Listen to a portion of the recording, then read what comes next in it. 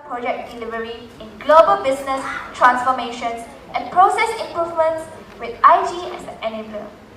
Among the PMI members and board members, Mr. Herley is also known as the Agile Rider.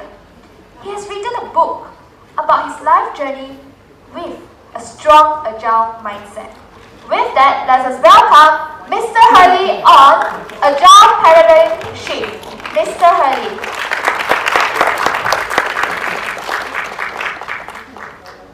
Good afternoon, everyone. How are you doing now? How it's almost the last session of the. All right. Just before I start, I just want to check a little checking. How many of you are either you are PMI ACP certified, Scrum Master certified, PSM1? If you are or you are a Scrum Master, can you not raise your hand? If you are certified, please don't raise your hand.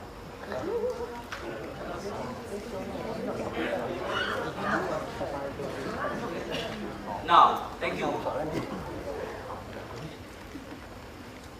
Just listing the questions that you are still learning. It's good that you're still following my instructions. Good that we have quite a good number of people in this room with some experience, and that's basically me. My name is Herley Abdul Hamid. Herley in Malaysia. Some people say it's a very strange name for a Malay. It sounds like something cruising on the highway. Yeah, brom brom, I like it. So that's me, and they call me Agile Rider because I did a lot of solo riding. The one on the left, I was on the Himalaya. I did it in April this year. I was alone, with me, God, and my phone. And the second one, I was in Thailand, which is quite typical for Malaysian rider. That bridge is called Bikers Kental Bridge, which is one of the movie about the bikers in Indonesia. The third one is when I was on top of the Alps in Italy. I was riding in March when the temperature was sub-zero. I was alone on top of the mountain with a phone and God. And the last one, just right in front of this meeting, was last week because my office was at the back. And ladies and gentlemen, that is me. Why I'm doing all this? Because when I'm doing my solo riding, I can only plan 30%. The 70% is something that I have to respond when things come. That's very example. And I'm currently the lead Agile coach for BP, and I hope I can share something with all of you.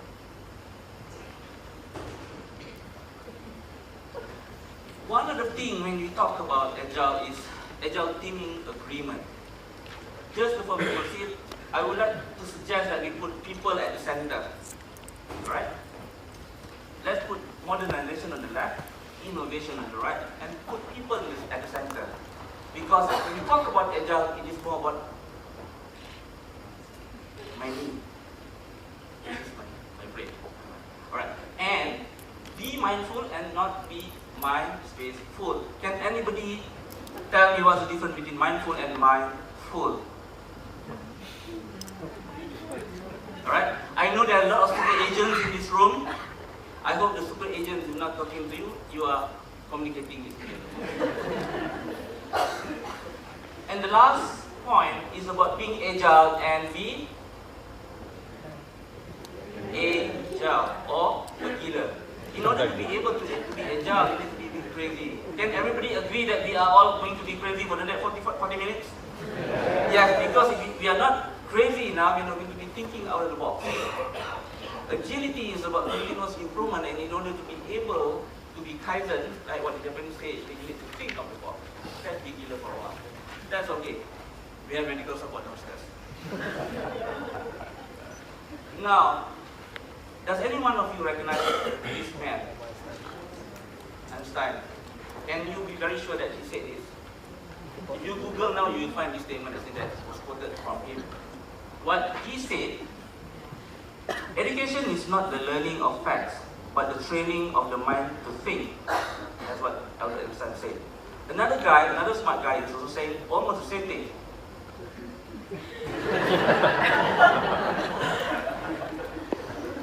Agile is a mindset, it's continual growth, training the mind to think, is valued over learning the facts, as agility means facts are also agile, whose truth continues to evolve. Statement by Agile writer. What it means actually, you can go to any classroom, you can Google, you can do YouTube, whatever that you learn today may not be applicable tomorrow. That's how agile the world we are living now. So it is more important to be able to build that ability to think with agility than to just follow a framework, a methodology, and so on. So today, please allow me to share with you what it means by agile. Putting people in the middle, I'm going to be a bit touching your hearts a bit. Are you okay with that? Yeah. Thank you, Mutu. That's something that you didn't learn 18 years ago. So what is agility?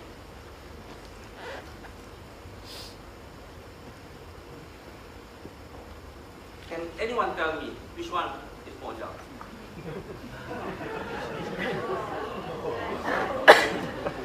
Can I see show of hand if you think the team on the left is more agile over the right one? Which team is more agile? Left. Anybody disagree? Right. So I need to issue them today the PMI instead of soccer. So traditional waterfall, okay, which most of us are very familiar with, is a phase approach where each phase starts when the previous phase ended. Sounds familiar? So for example, we have, especially in IT environment, it starts off with requirement analysis and system design, implementation, verification and test, deployment, and finally maintenance. And typically in this environment, communication between phases is largely via extensive documentation with plenty of reviews and checks, a lot of documentation. Now, as we progress to Agile, we are talking about quick feedback, shorter feedback loop. Agile delivery methods advocate short, regular, incremental, and iterative delivery of product. If you looked at the box gets bigger and bigger as more things are considered done, and done. We are talking about definition of done, which is whether what we are delivering meets the requirements or the user stories of your customer. What this means, regular feedback ensures that the final products more closely meet the end user requirement. One thing you realize when we talk about Agile, it doesn't talk about requirements. It doesn't talk about specifications. What do we call? User stories. You just imagine now you have people in the business coming to you, sharing their stories. This is the world that we are living now. Now, many of you could have come from IT, okay? And there are a lot of ways of doing Agile or being Agile by using various frameworks within what we have in this world. And the biggest or the most popular one is Scrum. I'm going to touch a bit on Scrum. When we talk about people, the thing about Scrum and Agile, it is really about communication. It is still about relationship. It is still about culture. And in Scrum, there is Scrum Guide, and then there are 5 values that has been prescribed as the Scrum values. Number 1 is openness. Okay? What it means actually, you are open to ideas. Remember I mentioned about a killer? If you start labeling people, he is clearly giving stupid idea, you're not going to be open. When gamification was initially started, maybe somebody was saying, that's killer. How do you bring game into office? But see what happens today? So that's how it started. You need to be open. And in order to be open, somebody else needs to open the mouth, which is to be courageous. So courage is the second value of Scrum. What does it mean to be courageous? Being able to share your ideas. Okay? Maybe people are not comfortable, you may use technology. Now we have a lot of collaboration technology to allow for people to be more courageous. Number 3 is respect. When you are open and you are allowing people to be courageous, you need to respect the ideas. Okay? And the third one is focus. You don't want to be focused on wrong thing. That's the reason, for example, if you use Scrum, you run sprint. And within sprint, you have certain user stories that have been prioritized based on the values. And finally, once you have agreed what you want to deliver in Scrum or in your Agile project, you need to commit to it. I have a question. Does any of these 5 statements sound like taking a rocket, going to the moon and coming back? Does it sound complicated? It's just human. This is really about cultural shift. This is what people, we are putting people at the center. And one thing about Scrum, successful use of Scrum depends on people becoming more proficient in living these 5 values. The red text is living. I'm there to stand here and tell and share with you that I personally believe it is more than mindset. It is already a lifestyle. When I did my bike riding, I really think it's lifestyle. I'll share it more.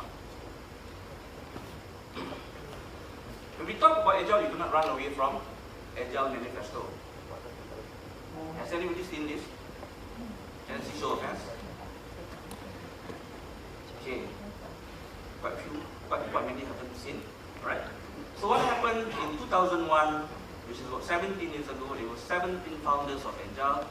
They gathered together at the ski resort in Utah. One thing I still don't understand, why are you talking about IT and software development in ski resort?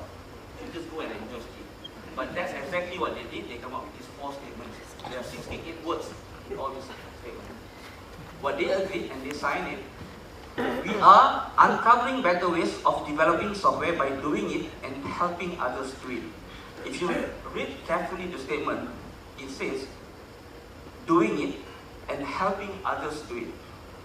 There is a collaboration, there is a working together, there is a teamwork. You don't just become the hero. In Agile, there is no one person as a hero, it's always a teamwork.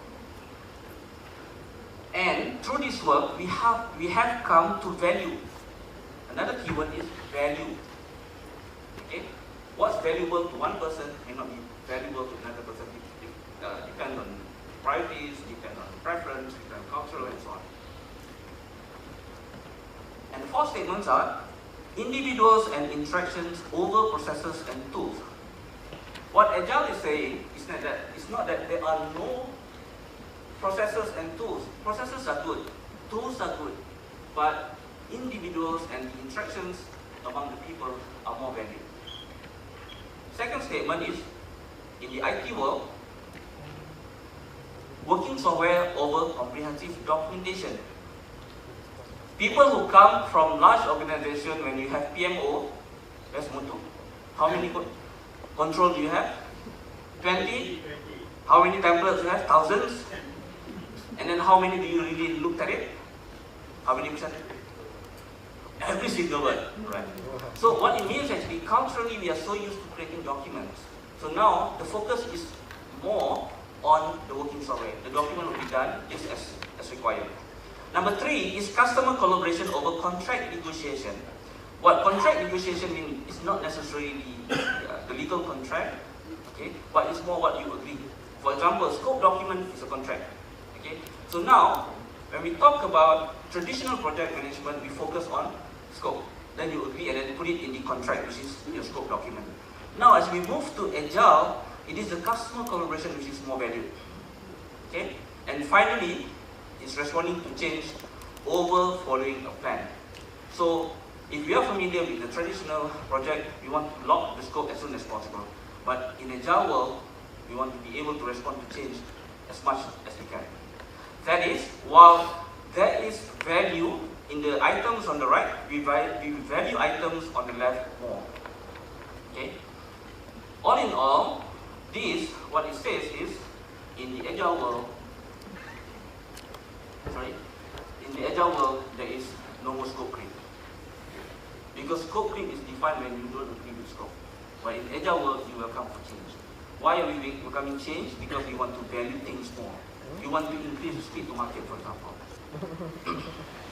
Now, these are all what we call as Agile Manifesto. Now, when I hear the word Agile Manifesto, to me it sounds a bit political.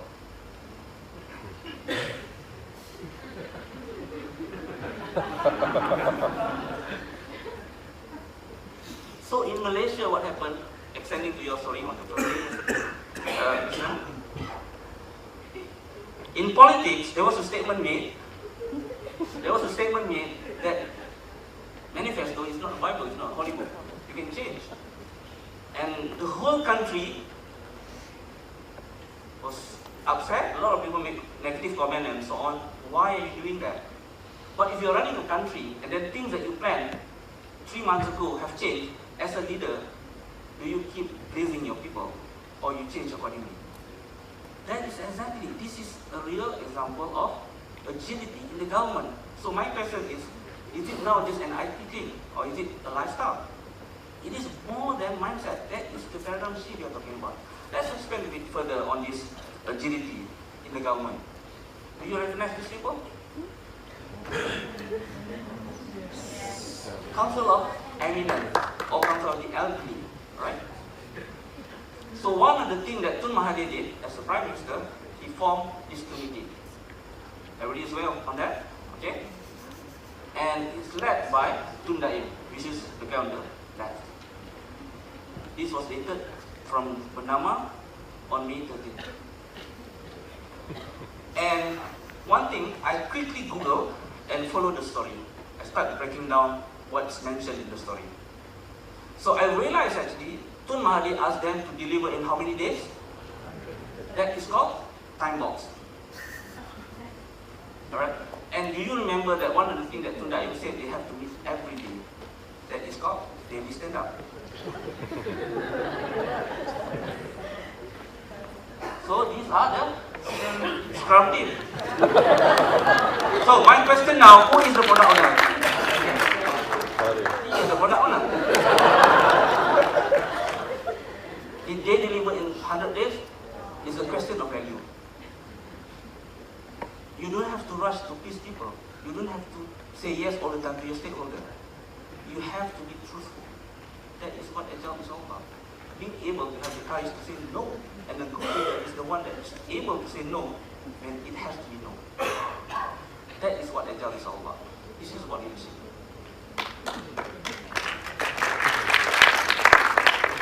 Now let's break down further. I really read word by word of the statement. So what it says is, they need to respond to change. This is what the role of the Scrum team. Number 2, they are self-organizing team with servant leadership. The servant leader was Tun Daim. Okay? And they are self-organized because they go around the country and they start doing this and that based on the empowerment that has been given to them. And thirdly, they advocate face-to-face conversation every day. They meet. They come in slippers and sandals and they meet every day, and they focus on user stories and continuous refinement. Every day we hear new stories, do we? And the next day they change. The next week is another story. And then they are saying they are not following the manifesto. They are being agile.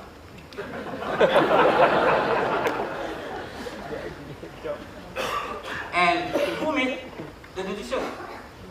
Is that 93-year-old man. He is the product owner.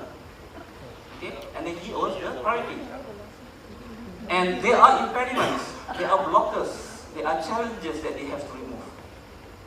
And they have to really stand up. Do you think that this is an agile government? I would say it is. It is an agile government. And then if you Google there is agilegovernment.org, it is a real movement. If the government can be agile, what is this IT project?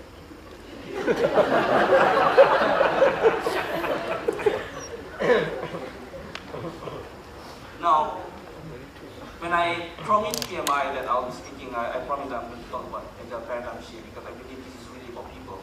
And I really believe that it is about how we live our life, how we have our mind.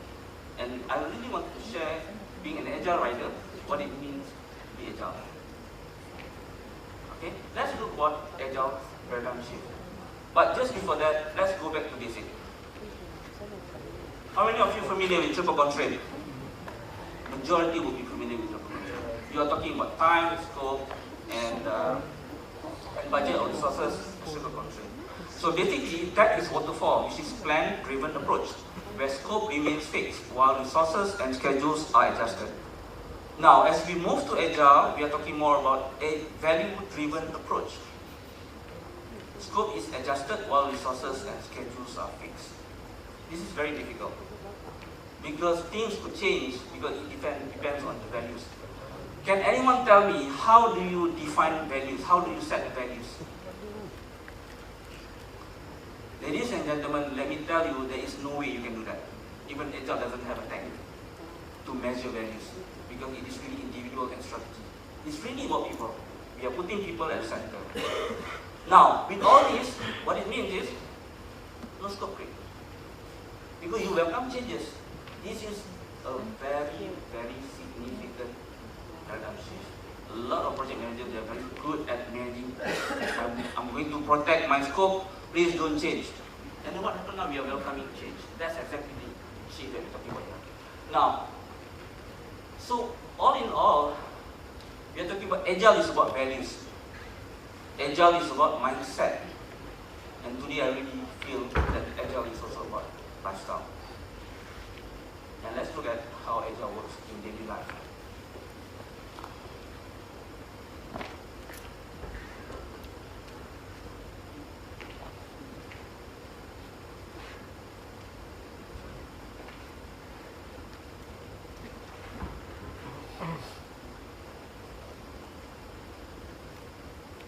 This is me in Vietnam, Ho Chi Minh, riding a moped. And this is Ben 10. This is one of the roundabout in Ho Chi Minh.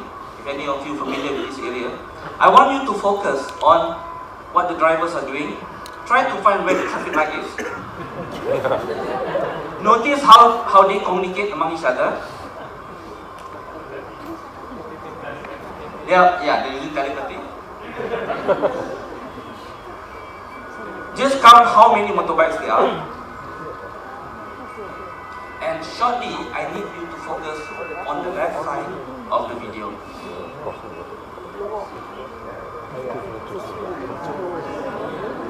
Just imagine everybody has their offices, their activities, schools that they need to send their children.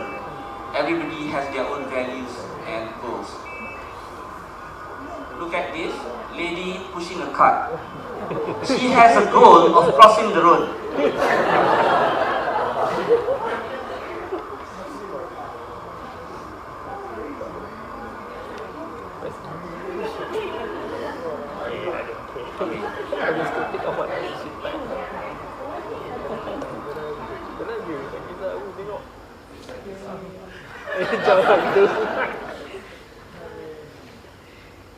So that's another aspect of agility. A video that I captured, not recaptured, I found in YouTube, but I was there at the same roundabout riding the same motorbike. Now, this is a video that was taken or captured in Vietnam. If I'm not mistaken, there are our colleagues from Vietnam. Can I see show of hands? Two? Can I welcome you to the stage, please? I just want to ask for people. Give them a round of applause. Let me get a microphone, please. Alright, another one. Come. Thank you very much. Because this is about culture, I cannot assume because they understand that even though I'm riding bike, I like Google. I understood a lot of people say that if you can ride a motorbike in Vietnam, you can practically ride anywhere else in the world. Let's get confirmation from them. My question to you, your name is, sorry? Your name? Bao? Bao, okay. Bao, have you ever ridden a motorbike in Vietnam? Yes, so why they can go? Because I was there, and just like nobody hitting each other and suddenly, I'm okay. Why is it like that? What's it? Actually, I think like they are like adapt with how other people in the small distance, in the short distance. So they adapt and can conduct in right, but it's still aligned with the traffic or stop rule. So how they are doing now? Okay, thank you. Give him a big round of applause. My name is Chuck. Thank you. Now, my question to you, if I were to ride my motorbike in KL, I start honking the guy on the front, he will show me middle finger. Why do people in Vietnam don't do that? Well, actually, like this, in the bus, when our country just won the U.S. Army, and our historical show us that our country is very poor.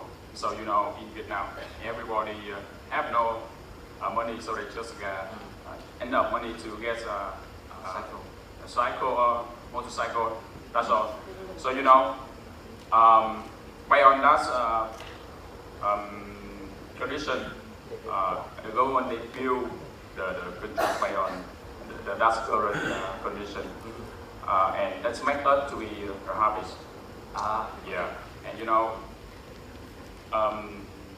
time by time, I think every body in Vietnam they already they have us very fluent with that activities.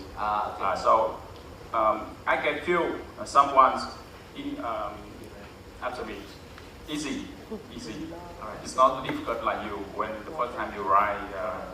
Right. Thank you very much. Thanks for that. I have a token of for you. I've written a book actually about my agile lifestyle that I'm going to share with both of you. Thank you very much.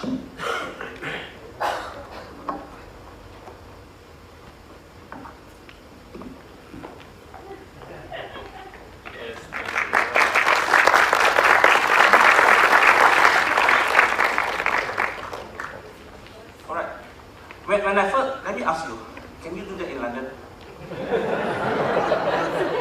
Absolutely cannot. Can.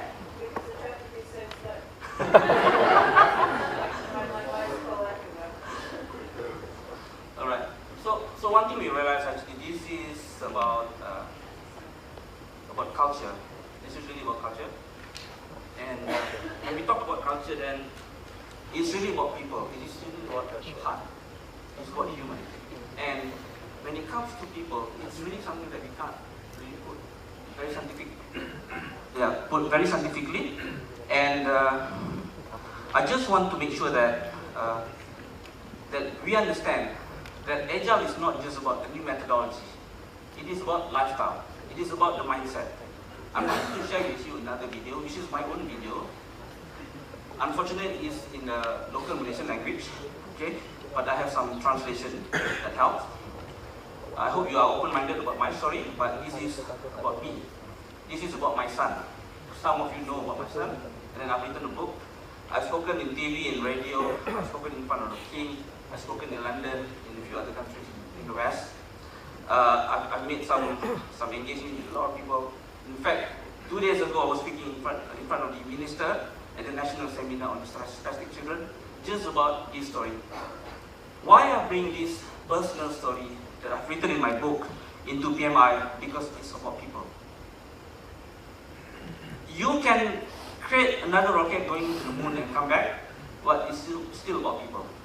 So ladies and gentlemen, I present to you my own story, which is in a local Malaysian language, but it's contact translation. Masya Allah, bila jadi ibu dan ayah, bila anak tu dilahirkan tu sudah pasti kita rasa sangat happy, sangat exciting kan.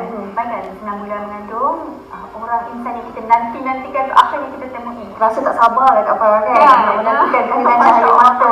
Tapi kadang-kadang apa yang kita harapkan, apa yang kita impikan kepada seorang anak tu kadang-kadang tak tercapai juga kan, bergantung kepada takdir yang Allah tentukan untuk kita. Dan salah satu cubaan ataupun dugaan yang paling besar sekali yang dihadapi oleh ibu bapa bila dikurniakan anak kelainan upaya. Ya betul. Tapi apa pun pada hari ini nak kongsi dengan anda satu kisah inspirational. Okey, seorang ayah yang punya anak yang kini sudah berusia 11 tahun. Kita tahu anak dia ada secara beroperasi daripada usia 3 hari. Dia baby lagi. Dan sampai melahirkan satu buku, Living with Meaning. Jadi insyaAllah kita bawakan di studio ayah yang menceritakan berkenaan buah hatinya dalam buku ini, Tuan Herley Abdul Hamid. Assalamualaikum warahmatullahi wabarakatuh. Waalaikumsalam warahmatullahi wabarakatuh. Alhamdulillah. Tuan, pertama sekali saya nak ucapkan tahniah You are an amazing person, Masya Allah. Dan pastinya tuan nak cerita motivasi yang boleh cerita kepada kami dan penonton tidak Agile. Tapi mula tu kita nak recap balik lah kan. Saat mula-mula tahu anak itu dilahirkan, anak tu dilahirkan ada cerebral palsy. Waktu tahu tu, sewaktu dilahirkan ni lelaki ataupun masa beranak baru tahu? Okey, Assalamualaikum. Yang pertamanya anak ni dilahirkan normal. Pada usia 3 hari dia tak minum, dia tidur. Sebagai first time father, saya rasa wah senang jaga anak ni. Dia tak menangis, dia tak minta susu. Tapi selepas 3 hari kita rasa macam. So kita call hospital. Saya ingat lagi saya bawa isteri saya sebab doktor kata cepat-cepat hantar ke hospital. Dalam perjalanan 15 minit daripada rumah ke hospital di Kampung Baru masa tu, di elevated highway Ampang tu. Waktu naik tu anak dia daripada kulit complexion yang normal, dia bertukar kepada kuning. Dan di depan hospital Ampang Puteri tu dia biru. By the time kita reach kat bawah highway tu, dia dah bleeding. Allah, bleeding macam mana? Dia memang pendarahan berlaku di telinga, hidung dan mulut. Dan kita belajar istilah sepsis, yakni jangkitan dalam darah, jangkitan kuman dalam darah. Itulah punca pertama yang dia diistilahkan sebagai cerebral palsy. Yang ini berlaku terencak akal yang menyebabkan keadaan dia semua hidup jadi maksudnya dia mendapat jangkitan darah selepas dilahirkan ataupun daripada sebenarnya tak ada doktor yang boleh katakan 100% yakin punca dia, tapi yang terbaik atau yang paling hampir yang kita boleh agak ialah berlaku selepas kelahiran dan sawan yang berlaku selepas pendarahan itulah punca dapat dipilih sebagai ibu bapa. Dan bila kami melihat dari segi sudut positif, kita manusia ni bila kita fikir positif kita akan ada tenaga. Tenaga tu akan bagi kita kekuatan, dan dalam keadaan saya dan keluarga, kekuatan untuk menerima hakikat dan kekuatan untuk berjuang untuk anak kami. Cerita dia panjang sebenarnya, tapi apa yang berlaku adalah 3 kali doktor dah announce dia dah mulai tak ada harapan. Saya sendiri pernah dipanggil dalam bilik counselling. Jadi kita akan terpaksa buang ataupun remove dia punya oxygen support. Jadi itulah punca kami rasa okey, buat sesuatu bila kita tulis buku sebab kita rasa inilah peluang untuk anak melalui buku menyumbang kepada masyarakat. Bila kita fikir anak yang tak boleh cakap, anak yang tak boleh melihat, juga kita fikir kita ada anak, kami ada anak. Dan yang paling penting sekali, bila doktor dah kata tak ada peluang untuk anak survive, saya fikir apa yang dia boleh buat. Setiap ibu bapa mengharapkan anak jadi saintis, mengubah dunia. Tapi alhamdulillah anak kami mengubah dan mencetuskan inspirasi kepada hati-hati manusia. Andai kata Allah panggil dia, itulah legacy yang dia dan kami sekeluarga tinggalkan.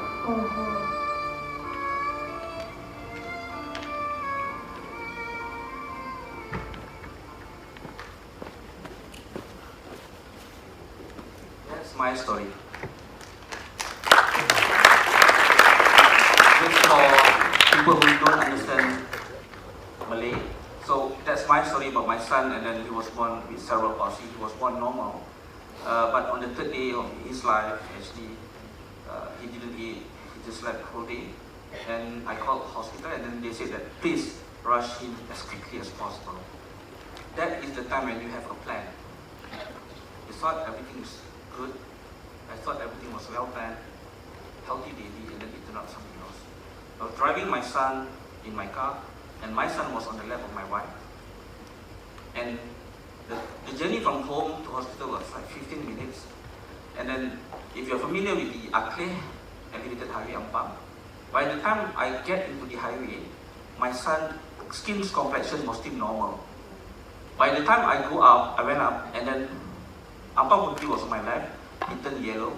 By the time we reached the bottom of the highway, it turned blue.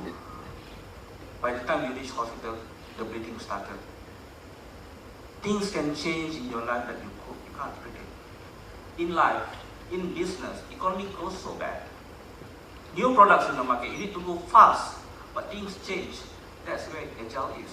You cannot really plan everything. There's an element of spiritual there. And believing in this, we need to embrace from the people perspective that things could change. Technology is disruptive. A lot of things is out of control. This is about people, this is about people.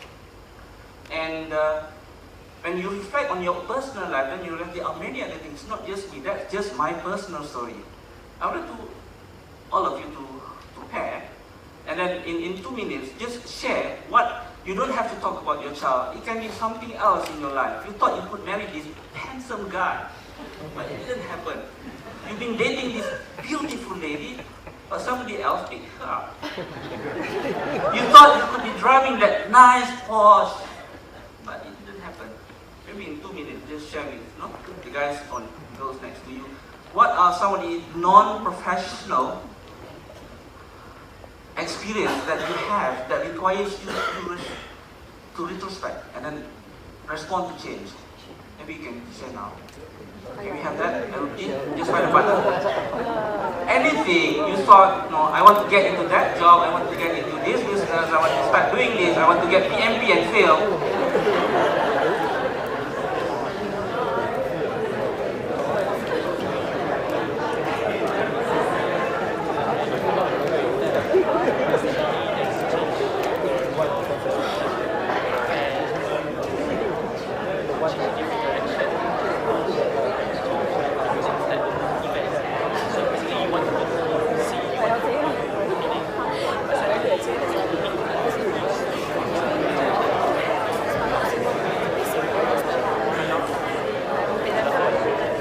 Because things change in our life without we can understand sometimes.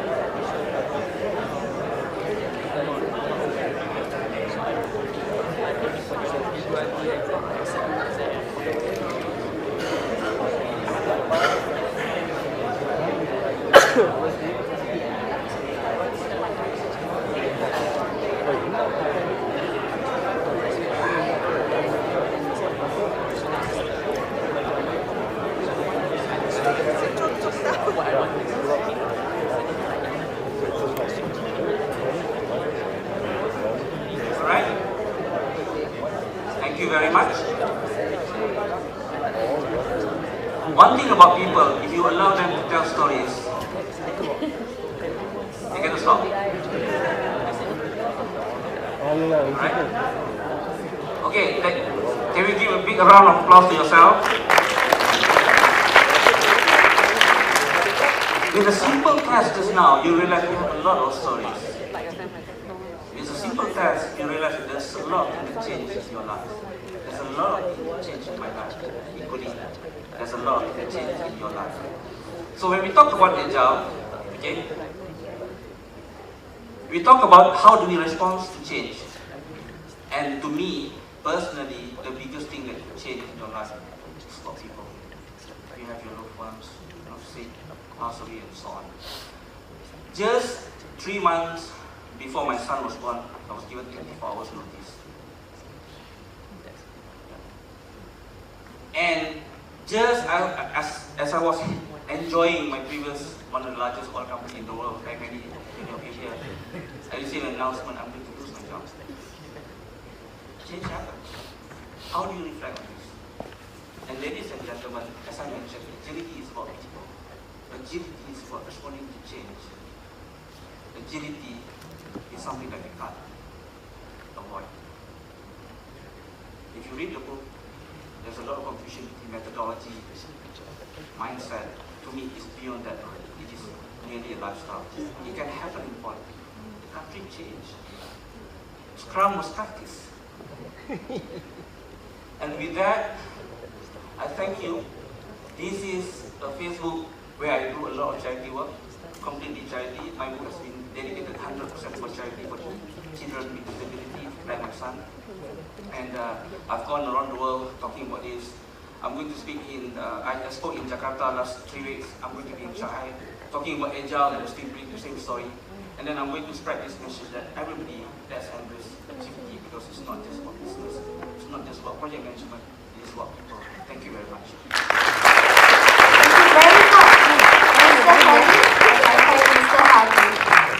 So with that, can I open the floor floor to any questions. We will do 3 questions for Mr. Herley. Any questions? The mic is going towards you.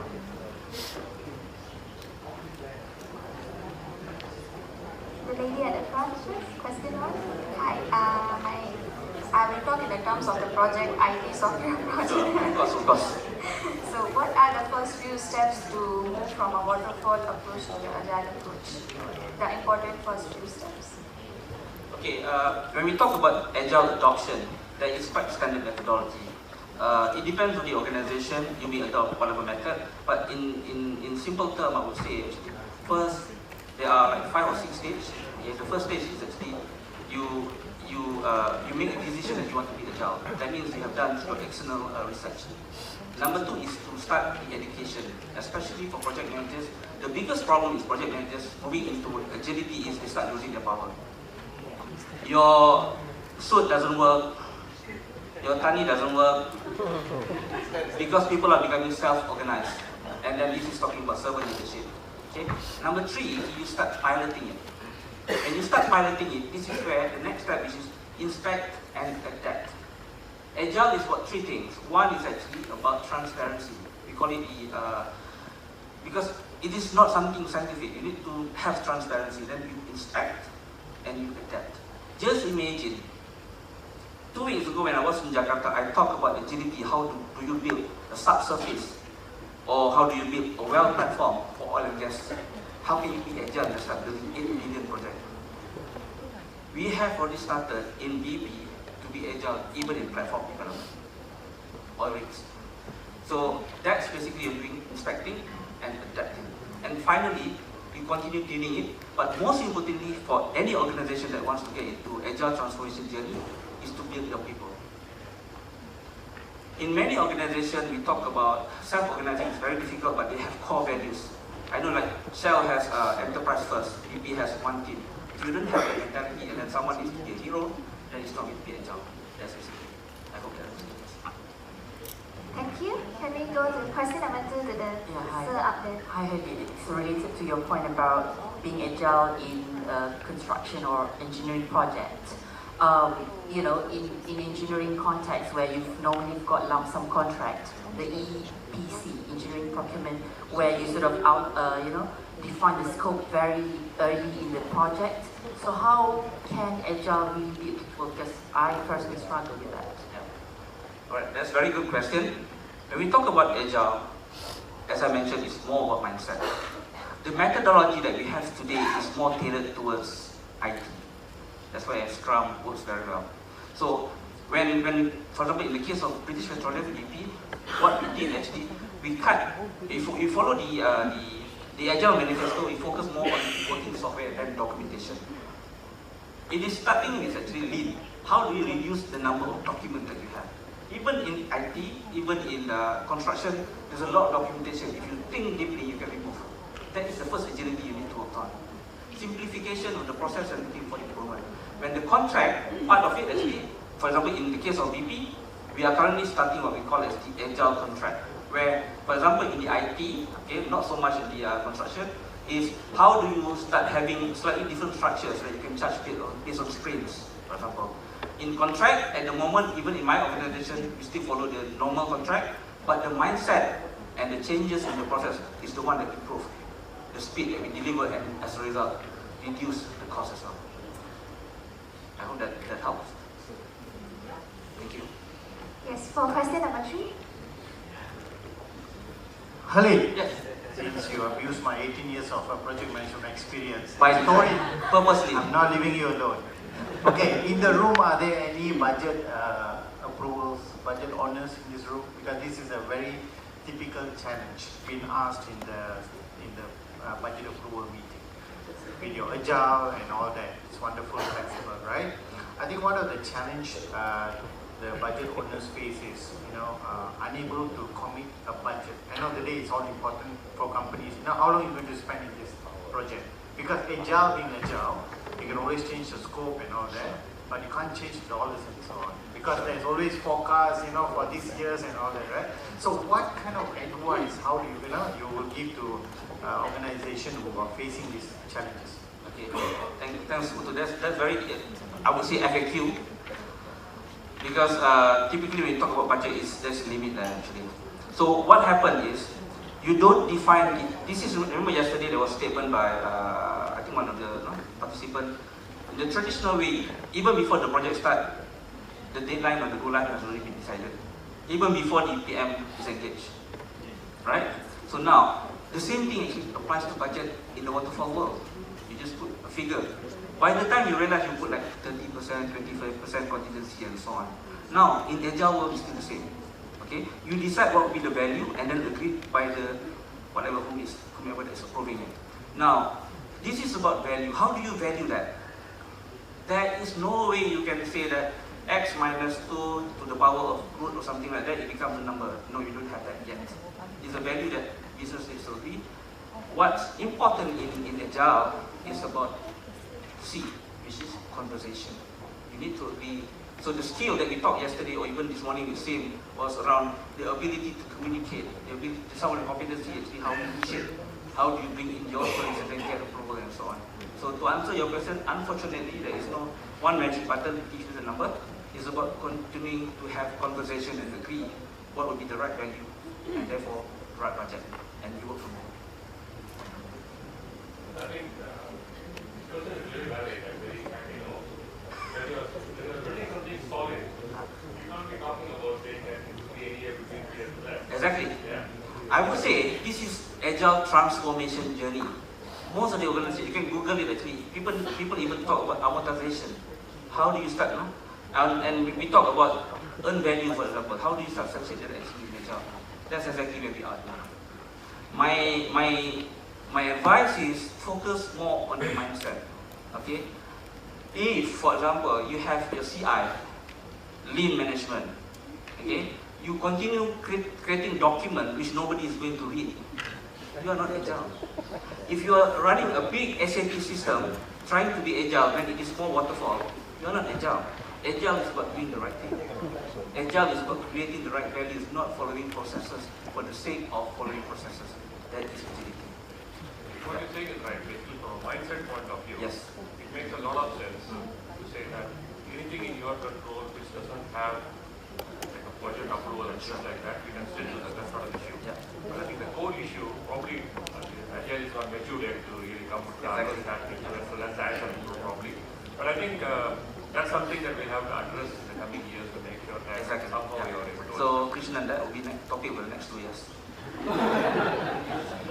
Here's the speaker. You don't have to wait much.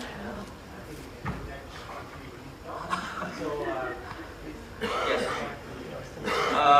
A lot of, I spoke with Shah actually, is Zelda ready actually, you're not ready, and many other organizations, they are not ready. Some of the concern actually is this, to me, don't stop.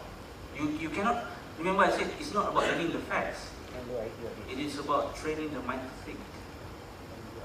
Sorry ladies and gentlemen, it's very philosophical, that is what it is today. Thank you very much. Thank you very much, Mr. Herley, the Agile Rider, for sharing with us the application of agility in project management and also in our daily life.